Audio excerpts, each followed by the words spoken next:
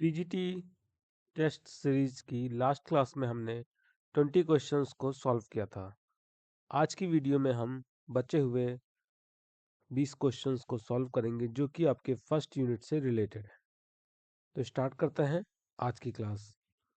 सबसे पहला क्वेश्चन है हमारा, प्रायोगिक विधि के लिए आवश्यक घटक कौन सा है। तो प्रायोगिक विधि के लिए अगर हम देखें तो एक्सपेरिमेंटल मेथड में स्वतंत्र चर, नियंत्रित चर और आश्रित चर, ये सभी चीज़ें इंपॉर्टेंट होती हैं। तो आपका जो ऑप्शन डी है वो यहाँ पर सही होगा। और इससे पहले अगर कोई स्टूडेंट आज पहली बार इस वीडियो को देख रहा है तो इससे पहले की वीडियो आप जब प्लेलिस्ट में जाएंगे तो वहाँ पर पीजीटी टेस्ट सीरीज़ के नाम से या पीजीटी 2024 के नाम से एक प्लेलिस्ट मिल जाएगी और उसका लिंक आपको डिस्क्रिप्शन में भी मिल जाएगा और उसके साथ साथ कमेंट में भी उसको लिंक को प्रोवाइड कर दिया जाएगा, उसके लिंक को। ठीक है, तो स्टार्ट करते हैं क्लास। एक बार आगे के क्वेश्चंस को देखते हैं। कौन सी विधि सबसे सटीक मानी जाती है। तो सबसे सटीक विधि की बात करें तो आप सबको पता होगा, अब तक आप बीए फर्स्ट ईयर से ही ये चीज़ पढ़ते आए हैं कि जो प्रायोगिक विधि होती है उसे ही सबसे सटीक मानते हैं। निरीक्षण विधि में मुख्य कमी क्या है। जो निरीक्षण विधि होती है उसमें सबसे मुख्य कमी की बात करें तो जो निरीक्षण विधि है, ऑब्जर्वेशन मेथड है, उसमें पूर्वाग्रह की संभावना रहती है। जिससे जब हम किसी को ऑब्जर्व करते हैं, अब देखिए एक ग्रुप है, अगर हम मान लो उसमें इन ग्रुप ऑब्जर्वेशन कर रहे हैं कि हम ग्रुप में शामिल होकर ऑब्जर्व कर रहे हैं, तो कई बार जिन्हें हम ऑब्जर्व करते हैं उनमें से किसी के प्रति हमारी सिंपैथी हो जाती है, किसी के प्रति हमारा लगाव बढ़ जाता है, तो वहाँ पर बायसनेस आ जाती है। तो आपका ऑप्शन बी यहाँ पर सही होगा। क्वेश्चन नंबर 24, मनोविज्ञान में डबल ब्लाइंड तकनीक का उपयोग किसके लिए किया जाता है। तो जो डबल ब्लाइंड टेक्निक है उसका उपयोग हम करते हैं प्रयोग में पूर्वाग्रह को कम करने के लिए, बायसनेस को कम करने के लिए। नेक्स्ट क्वेश्चन, पियाजे के अनुसार बच्चों का अध्ययन किस विधि से किया जाता है।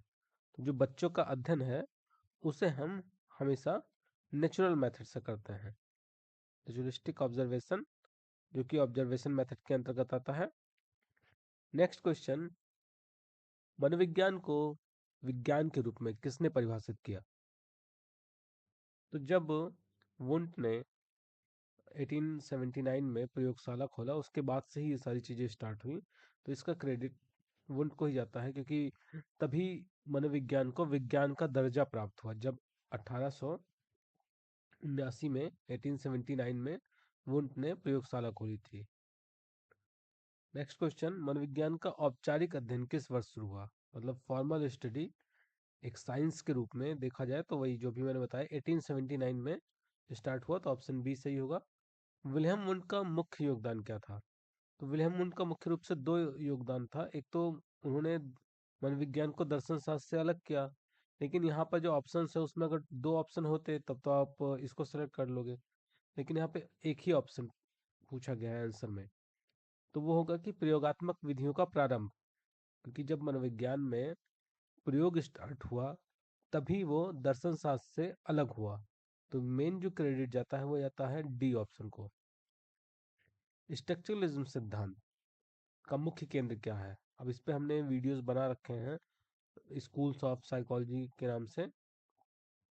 तो स्ट्रक्चरलिज्म का जो मेन सिद्धांत था वो किस पे था, वो हमारा था मानसिक संरचना पे, मेंटल स्ट्रक्चर पे। तो यहाँ पर ऑप्शन बी आपका सही हो गया।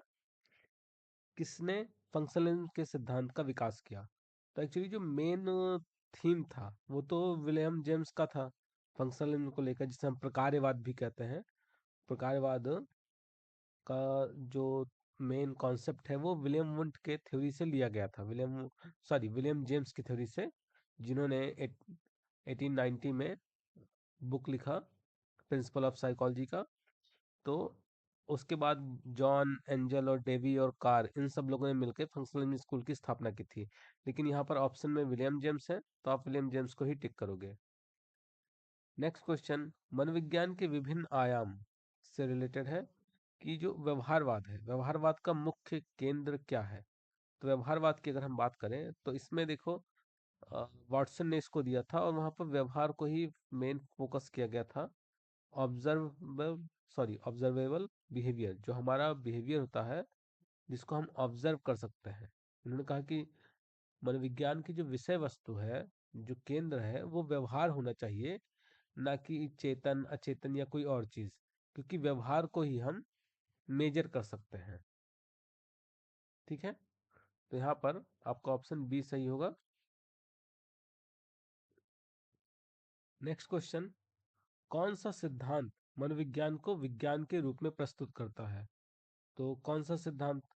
यहाँ पर हम व्यवहारवाद को टिक करेंगे, क्योंकि व्यवहारवाद क्या था? ये कहता था हम व्यवहार को ही देख सकते हैं, व्यवहार का ही साइंटिफिक तरीके से अध्ययन कर सकते हैं। तो जो मेन इसका इसके पीछे का कारण था वो व्यवहार था। नेक्स्ट क्वेश्चन, प्रयोगशाला में सबसे पहली बार मनोविज्ञान का अध्ययन किसने किया? आप सभी को पता है कि विलियम वुंट ने किया था, जिनका पूरा नाम है विलियम मैक्समिलियन वुंट। गेस्टाल्ट शब्द का शाब्दिक अर्थ क्या है? तो गेस्टाल्ट जो शब्द है उसका शाब्दिक अर्थ होता है संपूर्ण या कंप्लीट। अगला क्वेश्चन, मनोविज्ञान दृष्टिकोण जैविक प्रक्रियाओं पर केंद्रित है। तो कौन सा जो मनोवैज्ञानिक दृष्टिकोण है? तो सीधा इसका सी आंसर होगा। कौन सा मनोवैज्ञानिक दृष्टिकोण आत्म विकास और सकारात्मकता पर केंद्रित है? तो हमारा जो ह्यूमनिस्टिक अप्रोच है, मानवतावादी जो सिद्धांत है, जो अप्रोच है, वो सेल्फ डेवलपमेंट की बात करता है, यूनिकनेस की बात करता है, और वो ये कहता है कि हम अचेतन के गुलाम नहीं हैं।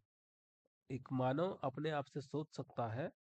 तो वहां पर व्यवहारवाद, सॉरी, मानवतावाद को मेन माना गया है। अगला क्वेश्चन है, अवधान का मुख्य उद्देश्य क्या है? तो जो अवधान है, जो अटेंशन है, उसका मुख्य उद्देश्य होता है जानकारी पर ध्यान केंद्रित करना। तो आपका ऑप्शन ए यहाँ पर सही होगा। नेक्स्ट क्वेश्चन, मनोविश्लेषण के संस्थापक कौन है? आप सभी को पता होगा। सबसे पहले हम इसी को पढ़ते हैं साइकोलॉजी में, मतलब ये चीजें कोई नहीं भूलता है। सिगमंड फ्राइड, जो कि मनोविज्ञान के संस्थापक थे। किस मनोवैज्ञानिक दृष्टिकोण ने अनुभव को मुख्य महत्व दिया? तो अगर हम बात करें तो जो आपका गेस्टाल्ट है, गेस्टाल्ट में एक्सपीरियंस की बात की गई है, अनुभव की बात की गई है। आपका ऑप्शन ए सही होगा यहाँ पर। और आज की वीडियो का जो लास्ट क्वेश्चन है वो है, मनोविज्ञान में अवचेतन मन का सिद्धांत किसने दिया? तो जो अनकॉन्शियस माइंड की थ्योरी है वो आपका दिया था सिगमंड फ्राइड ने। तो एक बार फिर से आपका ऑप्शन ए यहाँ पर सही होगा। तो आज की क्लास में हमने फर्स्ट यूनिट कंप्लीट किया है, और नेक्स्ट क्लास में हम फिर सेकेंड यूनिट से रिलेटेड मोस्ट इंपॉर्टेंट 40 क्वेश्चंस को सॉल्व करेंगे। ठीक है, तो आप लोग ये वीडियो के माध्यम से इसको देख लेंगे, पढ़ लेंगे। और अगर किसी को इसका नोट्स चाहिए तो मैं लिंक नीचे दे दूंगा डिस्क्रिप्शन में, टेलीग्राम का लिंक। वहाँ से आप ग्रुप में जुड़ सकते हैं, टेलीग्राम ग्रुप पे। लेकिन उसके कुछ चार्ज पड़ेंगे, ये मैं आपको पहले बता दे रहा हूँ। अगर आपको कंप्लीट पीडीएफ चाहिए, सारी यूनिट से रिलेटेड एमसीक्यू क्वेश्चंस के पीडीएफ चाहिए, तो वो आपको टेलीग्राम पर मिल जाएंगे। लेकिन सेम चीज़ यहाँ पर आपको वीडियो के माध्यम से बताई जा रही है। तो अगर आप वीडियो से देखेंगे, देख कर नोट करेंगे, तो आपका रिवीजन भी हो जाएगा और एक नोट्स भी बन जाएंगे। बाकी चॉइस आपके ऊपर है, दोनों ऑप्शन आपके पास अवेलेबल है। जो यूट्यूब पर सारी चीज़ें हैं वो आपको फ्री ऑफ कॉस्ट है, आप बिल्कुल देख के नोट कर सकते हैं। और अगर आपको इनका पीडीएफ चाहिए तो आप, या इसका नोट्स भी चाहिए, नोट्स भी प्रिपेयर किया गया है। तो अगर पीजीटी का आपको नोट्स भी चाहिए तो उसके लिए भी आप टेलीग्राम पर मिल सकते हैं। उसका लिंक नीचे डिस्क्रिप्शन में आपको मिल जाएगा। तो मिलते हैं नेक्स्ट वीडियो में, तब तक के लिए धन्यवाद।